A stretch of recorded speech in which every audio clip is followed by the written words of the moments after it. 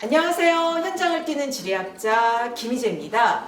자, 오늘은요, 지리문맹 탈출 1탄입니다. 그래서 이 무더위를 어떻게 지리적으로 표현하고 좀 완화시킬 수 있을지까지도 같이 제가 설명드리려고 하는데요. 지금 대구에서는요, 많은 축제가 펼쳐지고 있습니다. 그래서 이거를 대구 대표 킬러 축제라 그러더라고요. 예를 들면 뭐 대구 치맥 축제라든지 뭐 이런 여러 재밌는 이벤트들이 벌어지고 있는데요. 이 대구 치맥 축제가 이 코로나19 때문에 거의 3년을 못 열렸다고 합니다. 그래서 막 그 10주년 축하하는 막 드론쇼부터 뭐 치맥, 뭐 오픈식, 뭐 건배 타임, 뭐 케이팝 개막 축하 공연, 지금 대구는 완전 축제 분위기라고 합니다. 그리고 이 데프리카라는 표현이 저는 굉장히 눈에 좀 띄었거든요.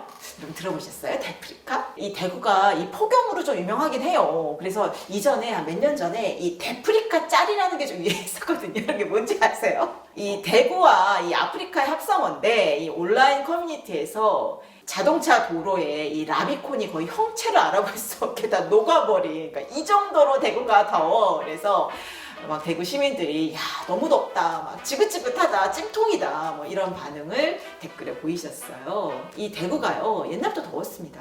1942년 8월 이 일제시대 때 기록을 보니까 이때 여름 기온이 40도였더라고요. 그래서 이제 데프리카 하는 말들이 옛날부터 계속 이어진 것 같아요. 실제로 사실 덥기도 해요. 왜냐하면 부산 같은 경우는 이제 바다가 있고 하니까 시원한 바람이 좀 불기도 하고 좀 비도 오고. 그런데 이 대구는요, 이게 내륙에 있습니다. 그러니까 바다로부터 좀 떨어져 있으니까 이 습기를 머금은 구름이 넘을 수가 없는 거예요. 비를 내리고 오기 때문에. 우리가 이런 현상을 지리의 전문 용어로 팬 현상이라고 하죠. 여러분 들어보셨어요? 그러니까 비를 내리고 나서 이 불어오는 바람이 고온 건조하게 바뀌고, 이게 분지다 보니, 그러니까 이제 약간 가마솥 같이 생각하시면 돼요. 이렇게 이런 지형이다 보니 양 옆에서 다 고온 건조한 바람이 불어오는 그런 지형인데다가 대구가 또 공장이 많았거든요. 뭐 섬유공장 같은 게, 공장도 막 계속 가동되니까 전기도 많이 쓰고, 또 웅빅파인 지형이고 지형적으로 더울 수밖에 없는, 우리가 생각할 때는 남쪽에 있으면 더 덥겠지 싶은데 그런 게 아닌 거예요. 지형의 영향에 의해서 내륙에 있고 또 분지 지형이기 때문에 더웠던 건 사실입니다. 근데 제가 지리학자로서 문제제기 좀 하고 싶습니다, 여러분. 아니, 데프리카라고 그랬을 때 이걸 좀 안 좋게 오명이다 뭐 이렇게 얘기를 하거든요. 여러분 더운 게 뭐 죄입니까? 열대기후는 뭐 나쁜 겁니까? 일단 아프리카와 열대기후에 대한 부정적 이미지가 들어가 있다는 점에서 저는 약간 좀 불만이고요. 그리고 더군다나 아주 중요한 기후에 대한 오개념이 있습니다. 예를 들어서 여러분, 아프리카가요 다 그렇게 덥지 않습니다. 예를 들어서 이 북부인 튀니지가 있거든요. 근데 튀니지 같은 경우는 뭐 그렇게 뭐 유럽하고 큰 날씨 차이가 없어요. 그냥 지중해성 기후예요. 제가 그 세계 테마 기행의 동아프리카 기행을 갔는데요. 이 킬리만자로 같은 경우에는요 눈이 덮여 있어요. 그러니까 아프리카로 해서 다 덥지 않다. 남쪽에 있는 뭐 예를 들면 남아프리카 공화국 같은 거는요 막 겨울에 되게 추워요. 그러니까 여러분들이 아프리카가 다 더울 거다, 그러니까 데프리카다 라고 하는 것은 약간 지리적 오개념을 여러분들이 갖고 계신 거예요. 또는 아프리카에 대한 편견. 그리고 더 중요한 사실이 있습니다, 여러분. 자, 아프리카는요 여러분 거의 막 54개 55개 국가로 형성돼 있고요, 세계에서 두 번째로 큰 땅 대륙입니다. 아프리카에 사는 인구만 해도 12억 명에 달하고요. 더군다나 여러분, 이 대륙에요 여러 나라들을 갖다 이렇게 놓잖아요. 그래도 이게 다 차여지지가 않아요. 예를 들면 아프리카에다 미국 갖다 놓고 중국, 인도, 유럽에 있는 대부분의 국가들, 스위스, 이탈리아, 스페인, 포르투갈, 프랑스, 독일, 동유럽 이런 거 다 갖다 놔도 남아요. 그러니까 아프리카는 정말 큰 땅인 거예요. 얼마냐면 3022만 제곱킬로미터입니다. 우리나라가 10만 제곱킬로미터거든요. 그러니까 우리나라에 무려 302배고요. 대구가 얼마인가 봤더니 182 제곱킬로미터예요. 아프리카하고 대구하고 이 사이즈를 비교하니까 거의 17만 배에 달합니다. 그런데 여러분, 이 대구라는 도시와 아프리카를 비교하시면 어떡해요? 그럼 여러분들이 이 지리의 스케일에 대해서 감각이 얼마나 없는지를 어떻게 보면 드러내는 그런 표현일 수도 있거든요. 여러분들이 이제 데프리카라고 하실 때는 이제 좀 조심하셔야 되고, 이제 기자분들이 그런 표현 쓰시면 댓글에 기자님 데프리카라는 표현은 적당치 않습니다 라고 좀 이렇게 댓글을 달아서 앞으로 이 데프리카 없애기 운동을 좀 했으면 좋겠습니다. 좀 대구에 대해서 좀 안 좋은 이미지를 주고 또 아프리카에 대한 오개념도 심어주니까요.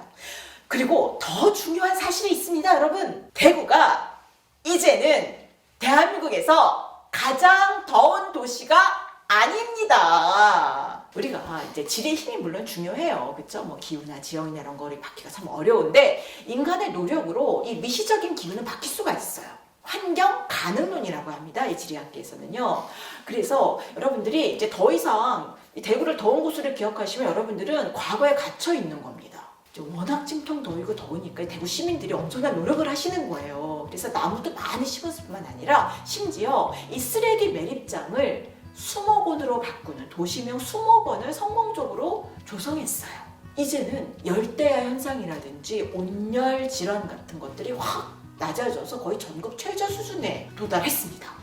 특히 이제 대구 수목원이 되게 특별한데요. 1986년부터 90년까지는요, 이 대구에서 나오는 생활 쓰레기를 매립해서 막 냄새가 나고 막 그런 곳이었어요. 근데 여기를 깨끗하게 하고 이 탈바꿈을 시키는 게 나무를 심은 거였거든요. 이제 도심에 수목원도 생겼죠? 그리고 대구시가 기후변화 이런 것들을 좀 완화시키기 위해서 수목을 심는데 진심이었던 거예요. 그래서 처음에는 이제 한 8만 4천 그루 정도 있었다고 합니다. 그런데 이거를 22만 7천 그루까지 확 늘린 거예요. 그러니까 25년 사이에 거의 2.7배나 나무가 증가하다 보니까 이 가로수 총량으로 보면은요, 전국에서도 서울과 울산 다음으로 이 가로수가 많은 도시가 됐습니다.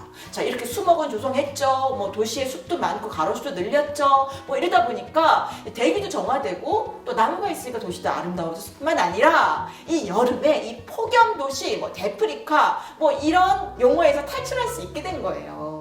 실제로 여러분 이 기후 데이터를 보니까요, 2010년에서 19년 사이에 이 대구의 이 폭염 대비 열대야 발생일을 좀 조사해 보니까 0.6일밖에 안 돼서 전국에서도 낮은 축에 속한다고 합니다. 같은 기간에 부산은요 6.4일로 가장 많았다고 그러고요. 옛날에 시원했는데 인천이 4.7일로 그 뒤를 이었다고 하니 이제는 대구가 가장 더운 도시가 아닌 거예요. 그리고 이 열대야 발생 일수라는 게 있거든요. 2010년부터 19년 그 사이에요. 평균으로 봤을 때 대구는 19.7일이에요. 근데 부산은 22.3일, 인천은 20일이 넘었어요. 그러다 보니까 이제는 우리가 가장 더운 도시로 대구를 꼽는 거는 여러분들이 이미 이제 좀 과거에 갇혀 있으신 거고, 최신 데이터에 의하면 어떻게 보면 부산이 가장 더운 도시일 수 있습니다. 자, 그럼 우리 여기서 하나 좀 더 나가볼까요?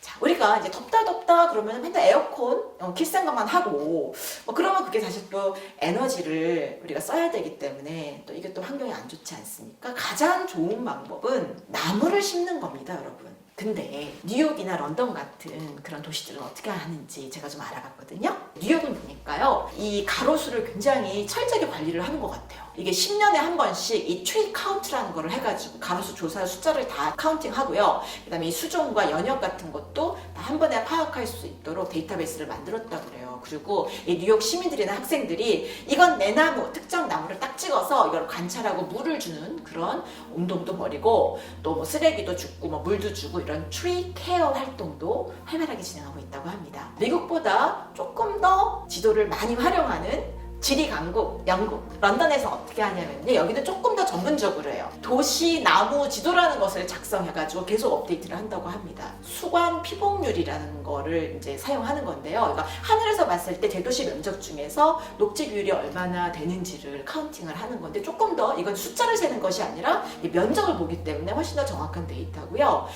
이거를 2050년까지 계획을 딱 세운 거예요. 이 도시 나무 지도를 활용해서 수관 피복률을 거의 한 10% 이상 2050년까지 확대할 계획을 세워서 꾸준히 이 목표를 달성해 나가고 있다고 합니다. 자, 지금까지 우리가 데프리카를 통해서 이 표현 안 된다, 이제 더 이상 쓰지 말자 말씀도 드렸고, 여러 가지 이 더위를 피할 수 있는 가장 좋은 방법도 알려드렸습니다. 자, 여기서 빠지지 않는 게 바로 지도죠. 그래서 이 나무를 지도에 표시하고 또 시민들이 자신의 나무를 좀 반려나무라고 해야 되나요? 반려가로수. 우리 집에 있는 반려동물만 챙길 것이 아니라 내 도시에 있는 내 나무, 이 반려나무를 좀 지정을 해서 잘 관리하고 또 지도를 통해서 그 나무들이 잘 자라고 있는지를 계속 이런 구청이나 시청이나 이런 지자체에서도 업데이트하면 정말 좋겠습니다.